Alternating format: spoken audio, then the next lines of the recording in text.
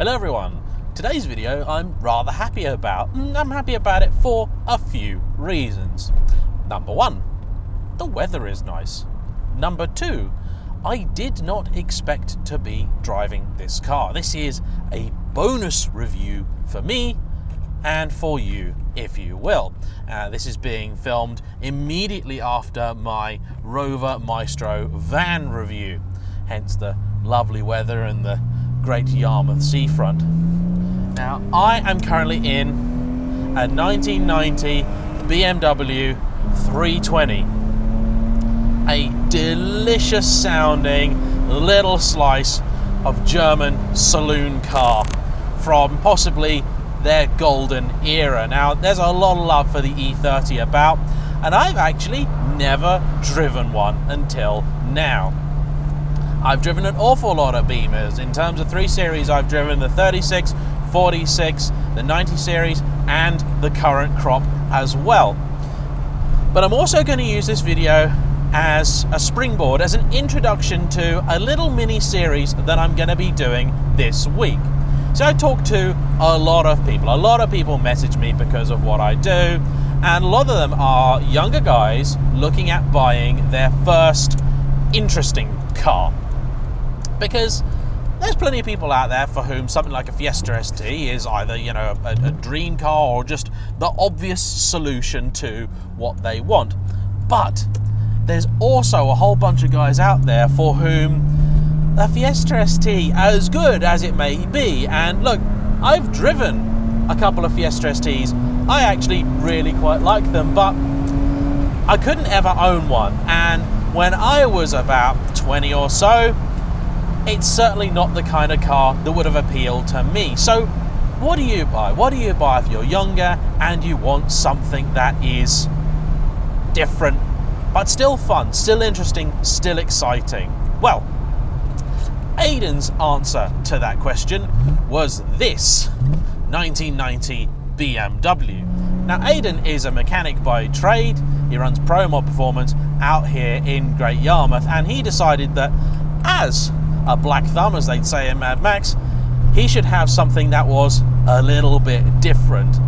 And when I was coming up here to film the Maestro, I caught sight of this in the garage and I couldn't help but ask about it. And when I found out that it was his car, well, I just had to have a go, and he was very kind enough to let me do so.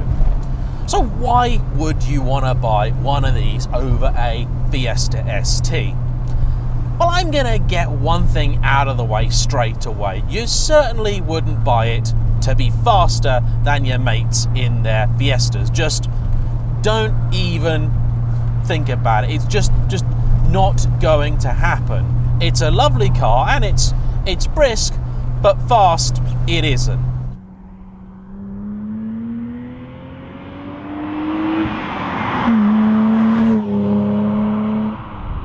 It's going to be relatively thirsty, certainly compared to a Fiesta ST, because it is an old school 6-cylinder engine.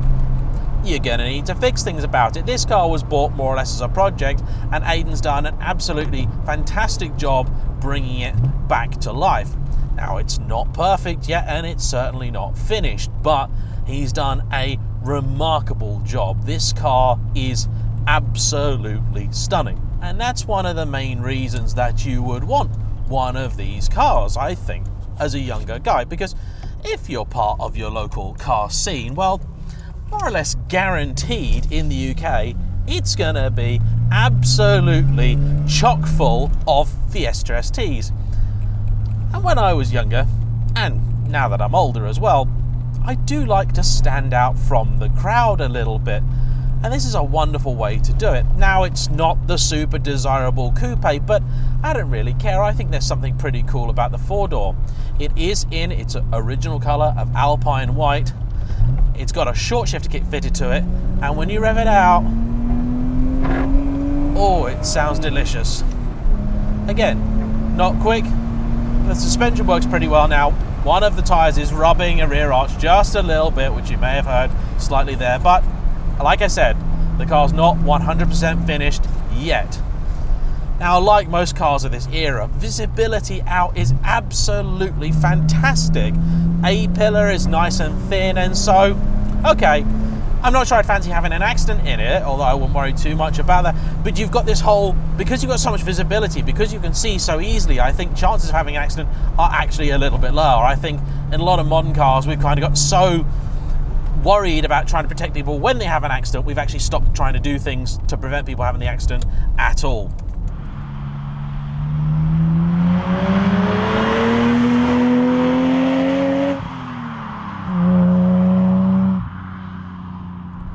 Now, of course, this car is also rear-wheel drive, but not powerful enough to really get you into that much trouble, but still, the brakes and everything else are good enough to get you out of it.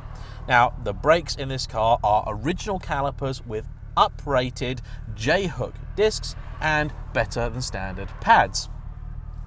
The engine is completely standard. There's no induction, no trickery, just some silicone hoses and things, and that lovely exhaust. The short shifter is a little bit tricky to use, not helped by the fact that the top of the gear lever is actually a little bit soft, but it's just so nice to rev out. Also, it just, like, I'm not going that quick, I'm really not, but it's so nice. It's got a sunroof. There's a sunroof in a car. I can't remember the last time I saw a car which had one of those, and it makes me so happy. I love them to pieces. I'm having a real nostalgia trip at the minute as a guy just went past on a moped with his head buried right down to try and get out every single last mile an hour that he could out of his bike. Oh, I remember the days so well. Had a car, revs fairly high, I'm doing about 3,000 RPM, 70 mile an hour type thing. And it's a 5-speed box, but a very nice 5-speed box. Once you get around the way that this short shifter works, it's actually a real delight. This car has also been polyfushed with Powerflex purple bushes all throughout, which do make a big difference. And that is something you're going to have to budget for when you're buying one of these cars. If you want to buy something like this, not specifically one of these, but any car of this kind of age, there's a lot of things that are probably going to need to be done. You know, expect some hoses to be split, expect bushes to be slightly worn, all that kind of stuff. So do budget, I would say, at least a good £500 to £1,000 to sort relatively minor stuff. Then, of course, you know, on a case-by-case basis, you'll have to do other things.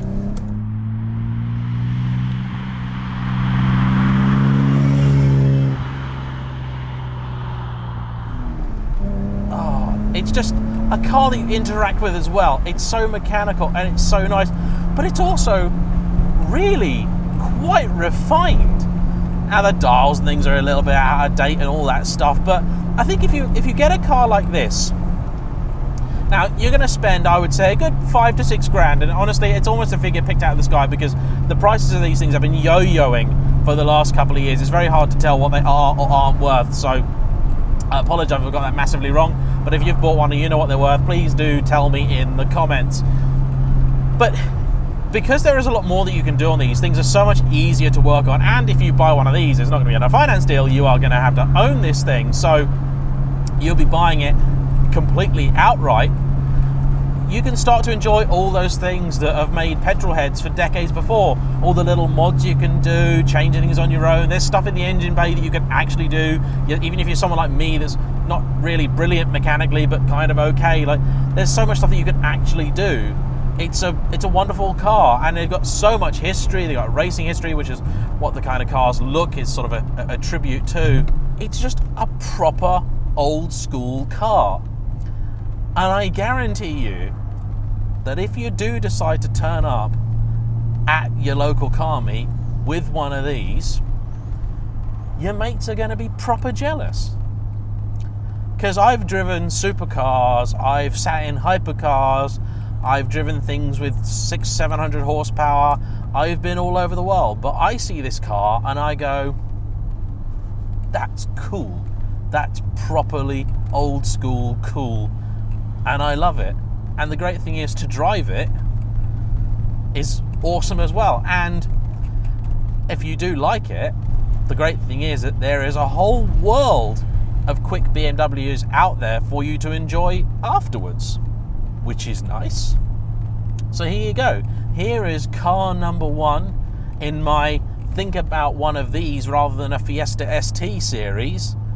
The BMW E30 320. There was a 325, by the way, and one of my big criteria for this series is that it has to be a car that young people can afford to run and can also afford to insure, which is a big issue here in the UK. And this car costs its owner, who's about 20, £1,000 a year to insure.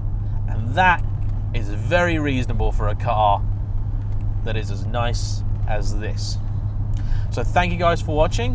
Hope you've enjoyed today's brief little video, and I hope you enjoy the rest of the cars in this mini series. There's only going to be about 2 or 3 in total, maybe more if I can get a hold of them, but I hope it'll give you guys some food for thought. And if maybe you're a little bit older and you had one of these when they were new, love to hear about it. So please hit that subscribe button if you haven't already. Please comment, and we'll see you for the next one. Bye bye.